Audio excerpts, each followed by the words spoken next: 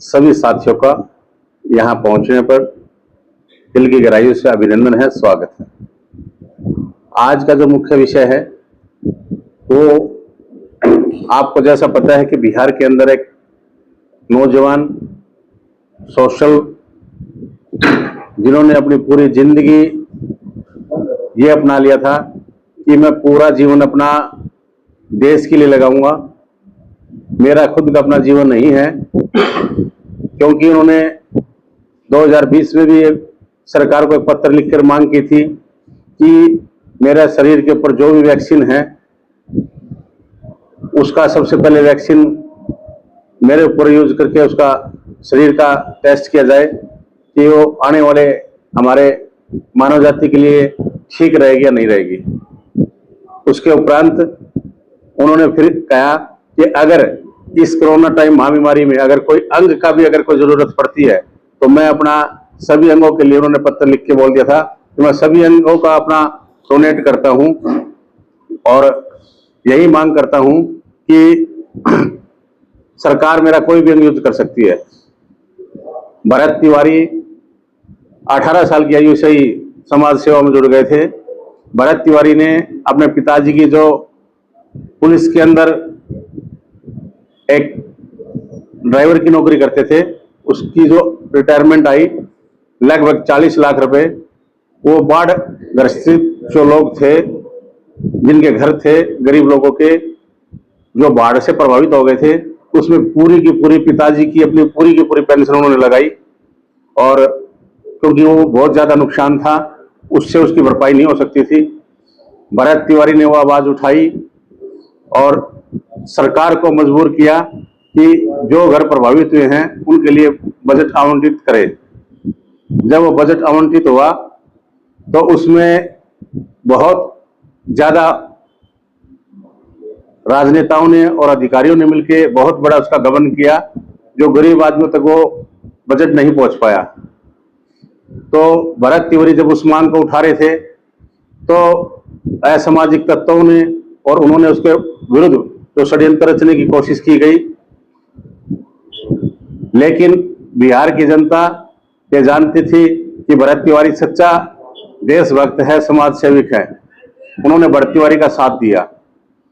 एक उनको pre plan के तहत, षड्यंत्र के तहत उनका इनकाउंटर किया गया, जो हम उसको इनकाउंटर नहीं मर्डर बोलेंगे।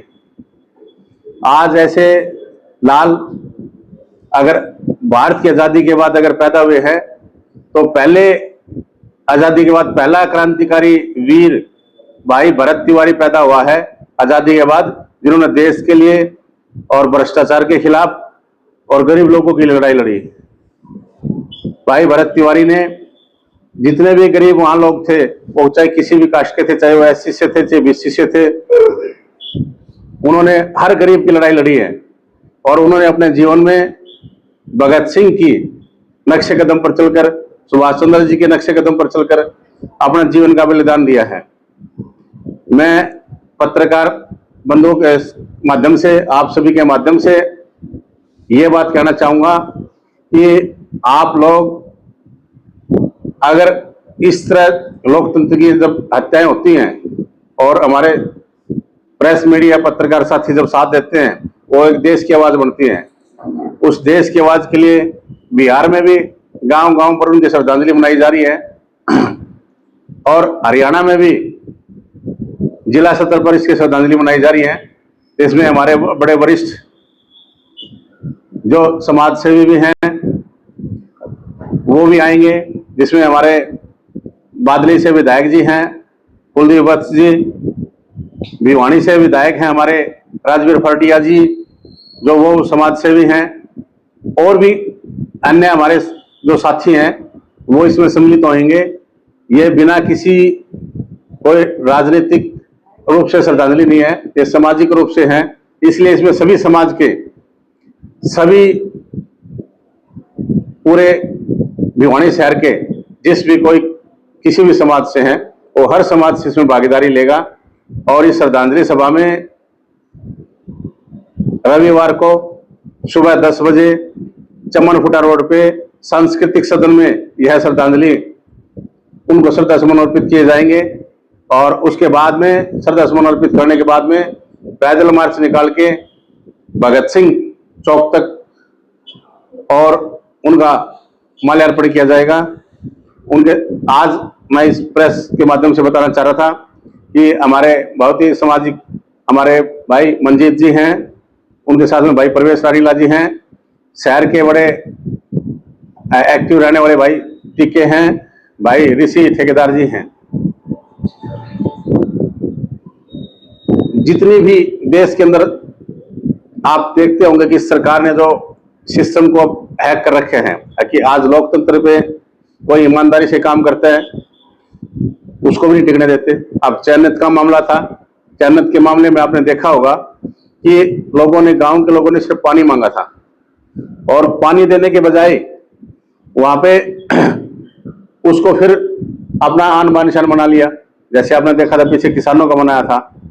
क्या मैं एक बात पूछना चाहता हूं, क्या अब गिरफ्तारी जो की गई है सोमेश सरपंच की, क्या दूसरे जिले से, वो दादरी जिले से आते हैं सोमेश, और दादरी जिले से आके और अदर डिस्ट्रिक्ट पड़ जाता है, अब तो वो 80 है या उसको इशार मानिए अभी 80 हो गया है।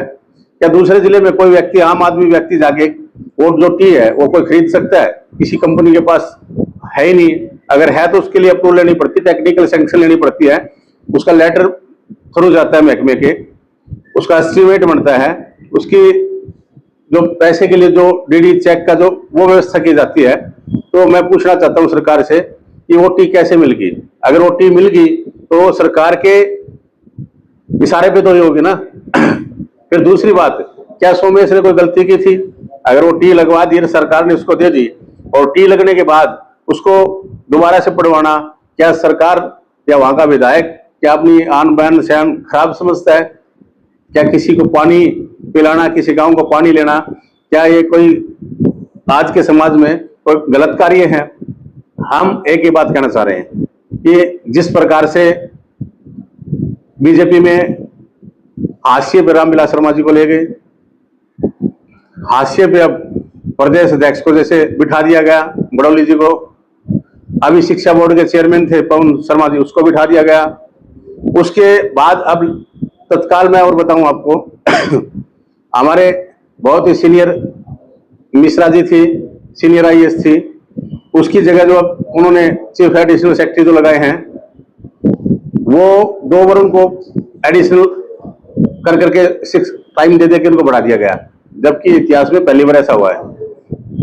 जबकि मिश्रा जी का उन्होंने चीफ सेक्रेटरी बनाना था और उनकी अनदेखी करके अगर किसी को दे रहे हैं तो ये बड़ा दुर्भाग्यपूर्ण है। ये अगर एक समाज को टारगेट करके ये कार्य कर रहे हैं वो भी बड़ा दुर्भाग्यपूर्ण है।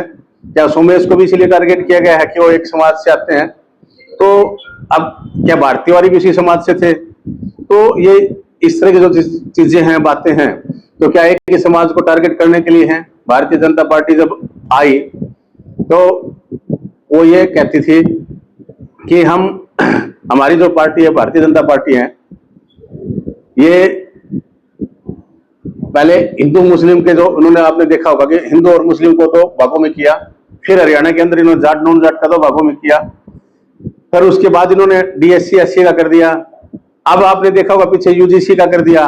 तो मैं पूछना चाहता हूं कि सरकार कितनी चीजें ऐसे, कितने प्रयास करेगी कि एक आदमी से में भी क्या 2 आदमी को करेगी? क्या भरत तिवारी जी को न्याय नहीं मिला?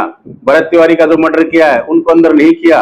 भरत तिवारी जी के अगर मर्डर करने वालों को फांसी की सजा नहीं दी गई तो ये श्रद्धांजलि सभा जो रखी गई है 12 तारीख को रविवार सुबह 10 बजे कैनाल रेस्ट हाउस सुमनफुटा रोड पे, इस श्रद्धांजलि सभा में हम एक बाद में निर्णय लेंगे और उस निर्णय लेके हम सरकार का पुरजोर विरोध करेंगे और पुरजोर विरोध करके पूरे हरियाणा में ये जाएगी। अकेली ये चिंगारी भिवानी नहीं है, इस सुबह भिवानी है, शाम को ये पानीपत है, उसके बाद करनाल से भी, हिसार से भी, रेवाड़ी से भी, पूरे हरियाणा में जिला सत्र पे जाएगी।